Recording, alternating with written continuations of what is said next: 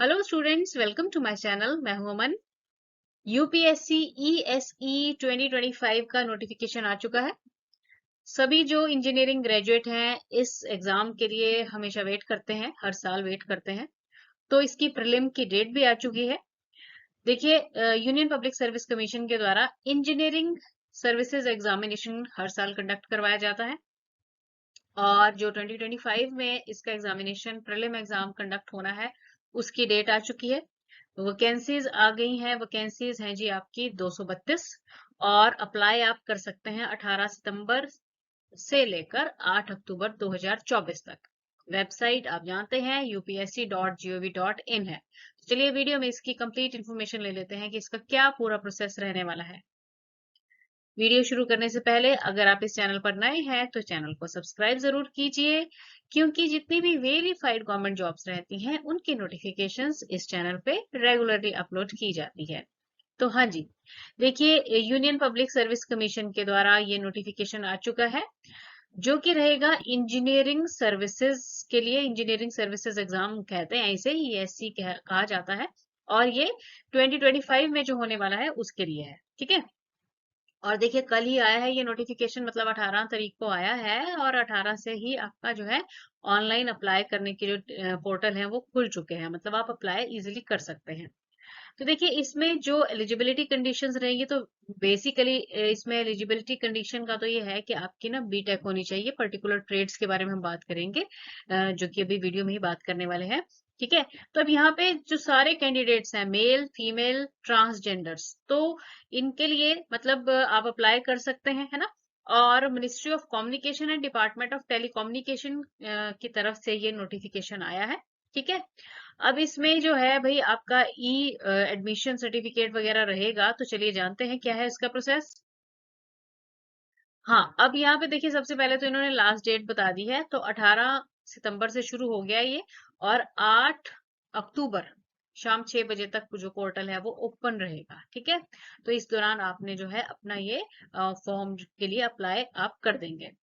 और जो eligible candidates हैं उन्हें ई एडमिशन सर्टिफिकेट जो है वो इशू किया जाएगा on last working day of preceding week of the date of examination. ठीक है। मतलब जब आपका एग्जाम की डेट आ जाएगी तो एक हफ्ते पहले तक आपको ई एग्जाम एडमिशन सर्टिफिकेट जो है वो इशू कर दिया जाएगा, जो कि वेबसाइट पर अवेलेबल रहेगा। वहां से आप डाउनलोड करके उसका प्रिंट जो है वो निकाल लेंगे। ठीक है। और मतलब सेपरेटली पोस्ट के द्वारा ये नहीं भेजा जाएगा। मोस्टली आजकल एग्जाम्स में इसी तरह से हो रहा है। अच्छा, फिर यहाँ पे बताया गया है कि रॉन्ग आंसर अगर आप करते हो, क्योंकि देखो जो प्रीलिम एग्जाम रहेगा ये आपका ऑब्जेक्टिव टाइप पेपर होने वाला है ना। तो इसमें क्या है कि अगर रॉन्ग क्वेश्चन करते हैं, मतलब आंसर रॉन्ग होगा, तो नेगेटिव मार्किंग इसमें रहेगी आपकी। ठीक है। उसके बाद यहाँ पे बताया गया है कि facilitation counter and website for guidance of the candidates. तो भाई अगर आपको इस एग्जाम के रिगार्डिंग कोई गाइडेंस चाहिए है, कुछ क्वेरीज हैं, तो इन्होंने अपने नंबर भी यहाँ पे जारी किए हैं। तो ये 2 नंबर दिए गए हैं, 3 नंबर दिए गए हैं। 011-233-85271 है। नेक्स्ट है 011, तो दिल्ली का कोड ही है जी आपका, है ना। 233-811-25 और 230-98543। तो ये नंबर्स हैं जिनमें आप ना सुबह 10 बजे से लेके शाम 5 बजे तक कॉल करके पूछ सकते हैं। ठीक है। चलिए, स्पेशल इंस्ट्रक्शंस दी गई हैं। तो देखिए, इसमें क्या है कि जो स्पेशल इंस्ट्रक्शंस हैं for conventional type test and objective type test. ठीक है। तो आपने जो है राइटिंग जो होगी आपकी और मार्किंग जो रहेगी ना वो ओएमआर शीट पे रहेगी, ऑब्जेक्टिव पेपर में। तो इसलिए आपको ब्लैक बॉल पेन जो है वो लेकर जाना होगा। उससे आप जो है ओएमआर शीट को वो करेंगे, अपना गोले जो भरने होते हैं ना वो भरे जाएंगे। पेंसिल या फिर इंक पेन का इस्तेमाल नहीं करना होगा। ठीक है। ये आपने ध्यान रखना है। नेक्स्ट यहाँ पे बताया गया है कि वेन्यू पे आप 30 मिनट पहले पहुंच जाएंगे, जो भी आपको वेन्यू मिलेगा जहाँ पे एग्जाम का सेंटर बनेगा आपका। ठीक है। लेट एंट्री अलाउ नहीं की जाएगी। तो देखो, इस तरह से आपने ध्यान रखना है। कुछ पीछे जैसे वीडियोस भी आई थी, है ना। स्टूडेंट्स अगर लेट पहुंच रहे हैं फिर एंट्री नहीं मिलती है, तो 30 मिनट बल्कि 1 घंटा पहले आप जो है एग्जामिनेशन सेंटर पे अपने पहुंच जाएं, ये आपने ध्यान रखना है। ठीक है जी। तो अब यहाँ पे प्रिलिमिनरी एग्जाम जो है इसमें बताया गया है कि आपके जो रिक्रूटमेंट वगैरह के बारे में, तो अभी हम नेक्स्ट बात कर रहे हैं। हाँ, यहाँ पे मेन जो इम्पोर्टेंट बात है कि आपका जो प्रीलिम एग्जाम होगा ना, वो उसकी डेट इन्होंने फिक्स कर दी है, वो 9 फरवरी 2025 को होगा। ठीक है, मतलब अभी तो फिक्स कर दी गई है, अगर कुछ चेंजेस होगी तो आपको उसके लिए इन्फॉर्म किया जाएगा। नेक्स्ट यहाँ पे बताया गया है कि recruitment on the result of this examination will be made to services और पोस्ट अंडर फॉलोइंग कैटेगरीज। मतलब क्या है, पहले आप प्रीलिम देंगे और उसके बाद जो आपकी प्रीलिम के बाद जो फर्दर रिक्रूटमेंट होएगी ना मेंस के बाद भी, तो ये जो डिपार्टमेंट्स रहेंगे ना, इन डिपार्टमेंट के अकॉर्डिंग जो है आपकी कैटेगरीज के अकॉर्डिंग आपकी जो है प्लेसमेंट होगी। ठीक है, रिक्रूटमेंट होगी। तो कैटेगरी 1 में सिविल इंजीनियरिंग है, 2 में मैकेनिकल इंजीनियरिंग है, 3 में इलेक्ट्रिकल है और 4 में electronics and communication telecommunication engineering यहाँ पे है। ठीक है, number of vacancies to be filled on the result of examination जो है वो कितने हैं, 232 हैं, जिसमें कि 12 वैकेंसीज रहेंगी पीडब्ल्यूबीडी के लिए, 7 रहेंगी फॉर, जिसमें 7 पीडब्ल्यूबीडी में जो 7 है ना वो लोकोमोटर डिसेबिलिटी के लिए है। ठीक है, और 5 जो है ना वो हार्ड ऑफ हियरिंग के लिए है। ठीक है,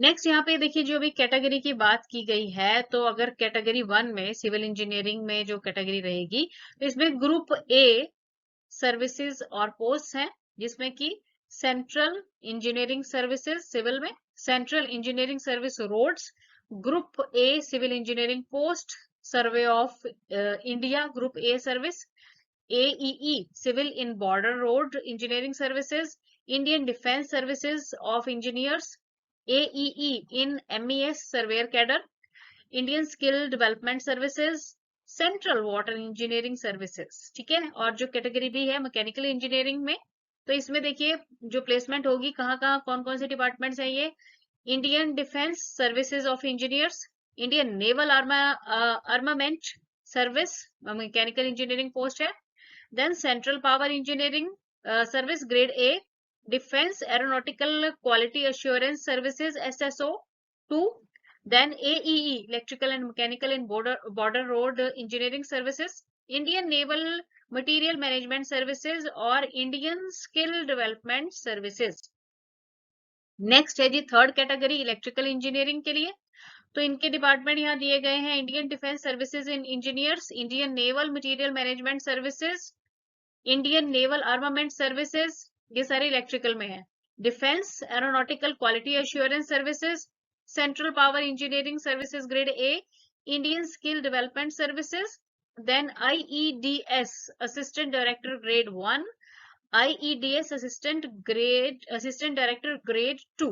ठीक है, और जो फोर्थ कैटेगरी है इलेक्ट्रॉनिक्स एंड टेलीकम्युनिकेशन की, तो ये जो पोस्ट्स रहेंगी Indian telecommunication services, then central power engineering services grade A में है ये दोनों, Indian naval armament services, Indian naval material management, defence aeronautical quality assurance services, Indian skill development services, Indian radio regularity services, IEDS assistant director grade 1 and grade 2। तो ये चारों जो main हमारी engineering की ब्रांचेस हैं उनके अकॉर्डिंगली डिपार्टमेंट इन्होंने बता दिए कहाँ कहाँ आपकी अकॉर्डिंगली कैटेगरी वाइज रिक्रूटमेंट होगी। अच्छा, अब यहाँ पे सेंटर्स भी दिए गए हैं प्रीलिम एग्जाम के लिए और नीचे दिए गए हैं फॉर मेन एग्जाम। तो अकॉर्डिंगली जो भी आपको सुटेबल सेंटर है उसको प्रॉपरली देख के उसके बाद आप सेंटर जो है फिल करना, क्योंकि एक बार सेंटर भर दिया जाए उसके बाद चेंजेस करवानी बहुत मुश्किल हो जाती है, अदरवाइज होती ही नहीं है।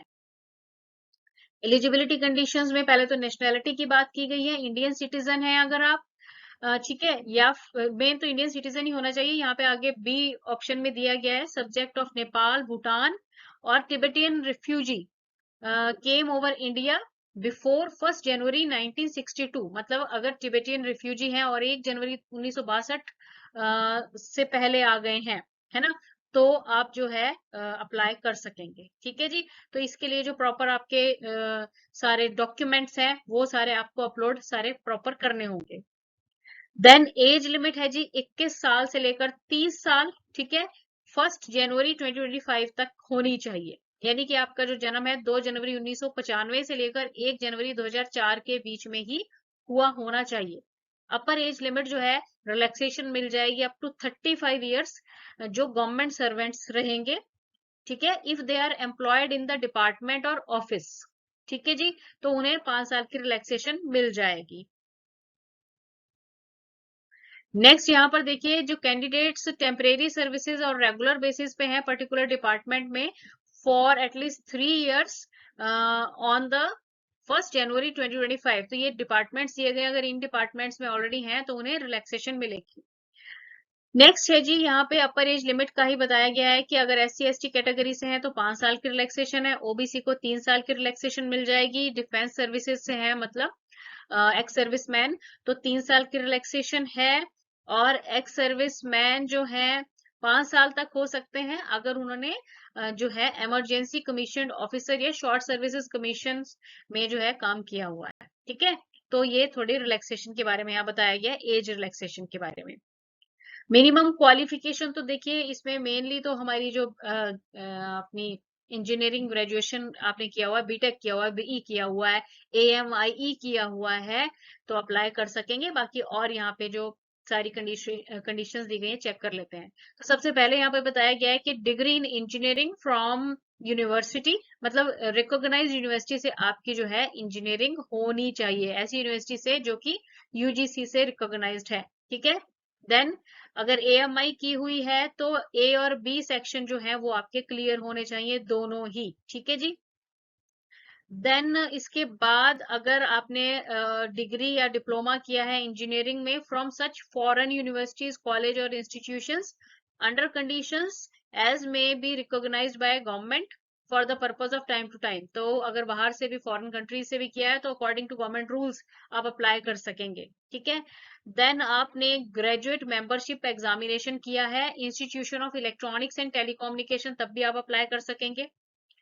और past associate membership examination in part 1 and 3 section A and B of aeronautical society of India, या फिर आपने ग्रेजुएट मेंबरशिप एग्जामिनेशन क्लियर किया है institution of electronics and radio engineers London held after, जो कि 1959 के बाद से होना शुरू हुआ है। ठीक है, तो ये सारी चीजें अगर आपने की हुई हैं तो आप अप्लाई कर सकते हैं, मतलब इनमें से कुछ भी आपने किया हुआ है तो आप एलिजिबल रहेंगे। अब यहाँ पे नीचे दिया गया है कि candidates for the post of Indian naval armament services and Indian radio regularity services group A, उनके लिए जो क्वालिफिकेशन है वो बताई गई है कि अगर आपने MSc डिग्री की है या फिर इक्वलेंट किया है with wireless communication electronics radio physics radio engineering as a special subject, तब भी आप अप्लाई कर सकेंगे। नेक्स्ट जी, आपका मेडिकल एग्जामिनेशन तो होगा ही, तो इसलिए मेडिकली फिट हैं अगर स्टूडेंट्स तो आप अप्लाई करें, तो ये आपने देख लेना है मेडिकल स्टैंडर्ड्स जो इंजीनियरिंग सर्विसेज के अकॉर्डिंग रहते हैं, उन स्टैंडर्ड्स के अकॉर्डिंग आपकी मेडिकल फिटनेस होनी चाहिए है। देन फी, अगर तो आप फीमेल है, SC/ST PWBD कैटेगरी से हैं तो कोई फी नहीं होगी, और बाकी जो कैटेगरीज हैं उन्हें 200 रुपए एग्जामिनेशन फी जो है वो ऑनलाइन भरेंगे तो बेटर रहेगा, पर पे बाय कैश की भी ऑप्शन यहाँ पे अवेलेबल है। उसके लिए आपको पे इन स्लिप जो है वो SBI की ब्रांच से करवानी पड़ेगी और उसके बाद उसको सेंड करना पड़ेगा। तो इससे आजकल बेटर वे यही है कि जब आप ऑनलाइन अप्लाई करोगे तो साथ के साथ अपनी ऑनलाइन फी जो है उसे पेमेंट कर दीजिए। उसके बाद देखिए, अप्लाई करने के लिए सबसे पहले तो आप क्या करेंगे, ये जो अपनी साइट है UPSC online.nic.in, इस पे जाएंगे। ठीक है, उसके बाद क्या करेंगे, वन टाइम रजिस्ट्रेशन प्लेटफॉर्म पे जाएंगे, अपने आप को रजिस्ट्रेशन जो है कर लेंगे। एक बार रजिस्ट्रेशन कर ली वो फिर आपकी परमानेंटली रहेगी, मतलब नेक्स्ट टाइम भी एग्जाम अगर देना पड़ता है तो उससे आपका हो जाएगा। ठीक है, अगर मॉडिफिकेशन करना चाहते हो तो उसमें थोड़ी बहुत मॉडिफिकेशन की भी ऑप्शन रहती है, मॉडिफाई आप कर सकते हो। और जी, ये OTR अपना डेवलप करने के बाद जो भी रिक्वायर्ड जानकारी है वो सारी आपने भरनी है, डॉक्यूमेंट्स जो कहे गए हैं वो सारे के सारे आप प्रॉपरली अपलोड कर देंगे, तो इन सारी चीजों का आपने ध्यान रखना है। नेक्स्ट जी, एंड में हम यही बात करेंगे कि देखिए 18 सितंबर से ये ऑनलाइन एप्लीकेशन स्टार्ट हो चुकी है, लास्ट डेट 8 अक्टूबर रहेगी, और प्रीलिम एग्जाम की जो डेट है वो है 9 फरवरी 2025। तो जो भी स्टूडेंट्स इंजीनियरिंग ग्रेजुएट हैं तो वो इस पोस्ट के लिए एलिजिबल है। मेहनत कीजिए, तैयारी कीजिए, अप्लाई कर दीजिए। Thanks for watching the video and best of luck.